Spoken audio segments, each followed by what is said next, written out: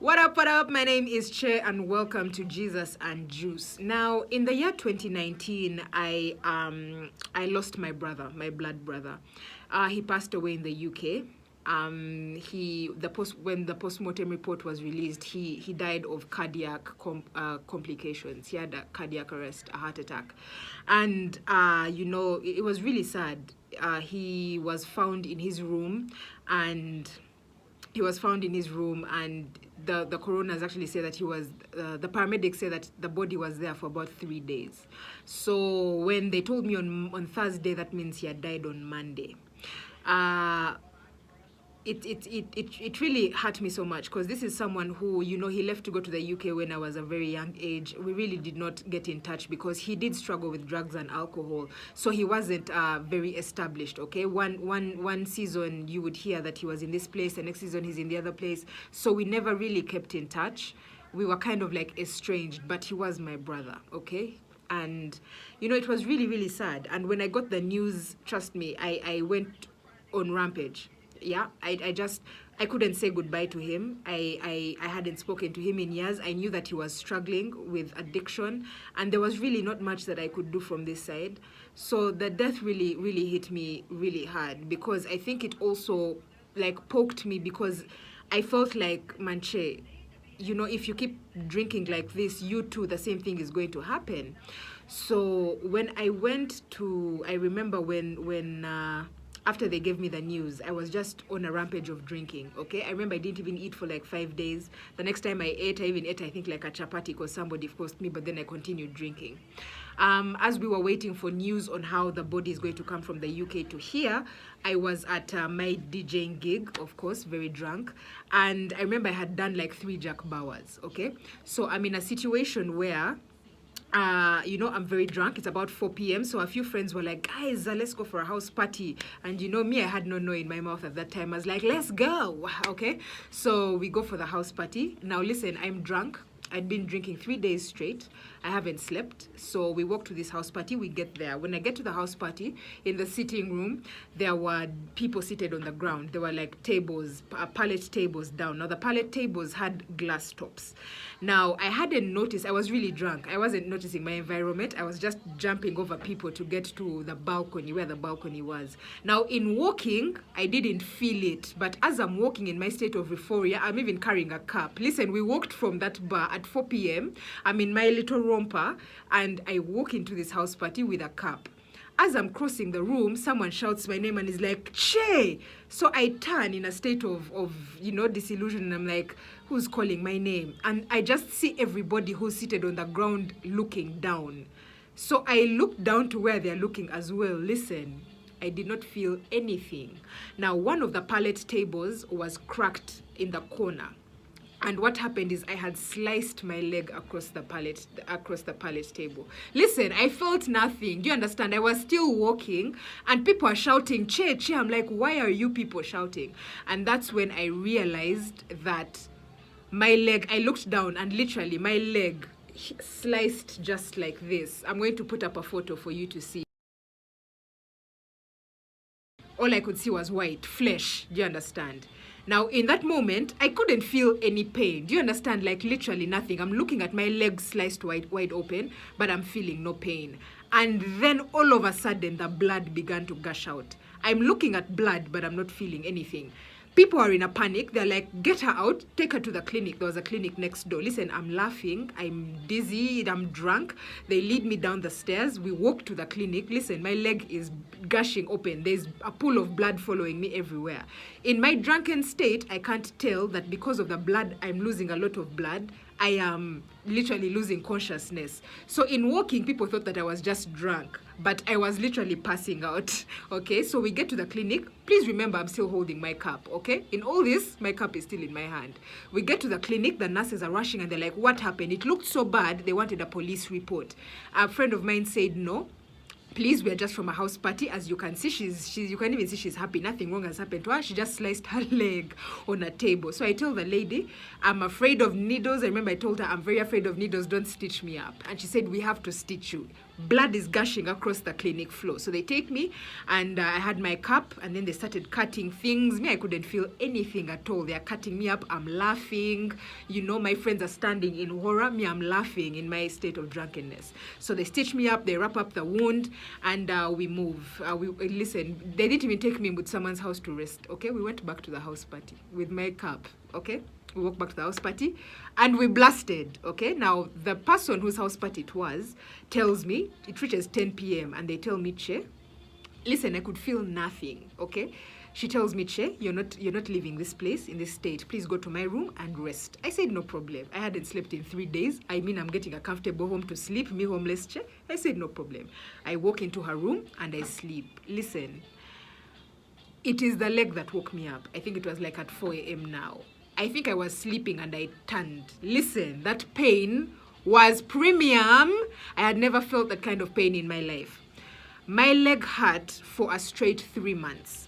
3 months I was limping. In the morning, I couldn't walk. I couldn't put pressure on this leg. So because of the situation I was in, I was homeless. I couldn't freshen up. So the wound kept becoming septic. Okay, I was so broke. I didn't even have 1,000 shillings. I couldn't change the bandage. A bandage is like 500. Overlukumi. I couldn't change it. I said, you know what, Che, if you're to die, you're to die. Let's drink. I just kept drinking and drinking. Any form of money they gave me, I would drink.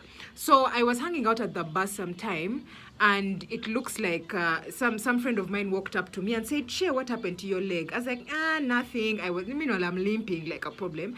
And so they're like, no, Che, it looks really, really bad. Please go and have that bandage changed. I said, okay. They gave me 20,000 shillings. I got the 20K. I went straight to the counter. I bought a quarter of UG. I bought a packet of cigarettes and went and sat. Yeah, I didn't change the bandage. So I had to keep going to redress the bandage, but I didn't. First of all, it was a minor issue to me. I never took it serious. And over time, the leg began getting worse. It started getting septic. It started getting gangrene. And, it reached a point where I literally couldn't walk. And actually, I think after a period of about 3 weeks, at this time, we're still waiting for my brother's body to get here for the burial. And I started feeling pain this side of my kidney. And I thought maybe it's like period cramps or something about periods. But, someone told me, Che, go and have that wound checked. Like, it might be getting sick and you might be getting infected. So someone took me to the clinic, and then they had a look at the wound, and they told me, you have tetanus. Like, you have serious tetanus. Like, it's moving up. And, I'm being unfazed. I'm like, okay, I have tetanus. Okay, then So they tell me you need this and this medicine. I'm like, I don't have that money. They told me the medicine that I need. They told me everything I need. I said, okay. I walked out of the clinic. I go back to the bar. I sat down with my tetanus and my leg. I continued drinking my waraji. Do you understand? Like, I had lost touch of reality. I said, whatever comes, comes. I had no direction. I had no purpose. I said, if I'm to die, let it happen. And I move on with life. So eventually, my sister from the US flies in. And, she comes, she looked, just one look at me, yeah? She took one look at me. She landed. She had come for my brother's burial as well. As soon as she landed, she took one look at me. She's a nurse. And she was like, Che, we're going to Aga Khan Hospital. And they did a full body checkup. First of all, she lied to me. She said, I think she didn't want to tell me straight. She thought I had AIDS because my lips were burnt. The waraji and cigarettes had burnt my lips so much. They were black on the outside, and this part was super pink. So she says, no, we just want to have, your leg doesn't look good. Come and we go to the hospital. So we go to the hospital, and then the nurse, the attendant, comes and tells me, hello, I need to draw your blood. I need to take your temperature. I need to check semina, this and this. Basically, they did a whole body checkup. They checked for AIDS. They did a test over called LFT that checks over the protein in your liver, basically for alcoholics and for people who smoke. They did an entire body checkup, my kidneys. They did everything. So after they take my blood, the woman comes and she tells me, the attendant, she tells me, hi, so have you ever done an HIV test before? I said, madam, if I have AIDS, tell me now.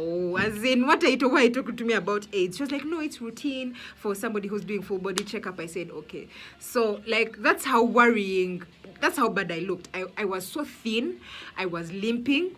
Like, my leg looked terrible.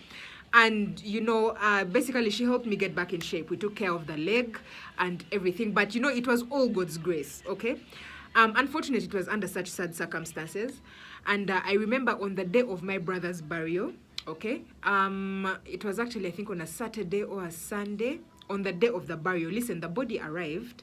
I was at the bar drinking. It was time for the burial, yeah.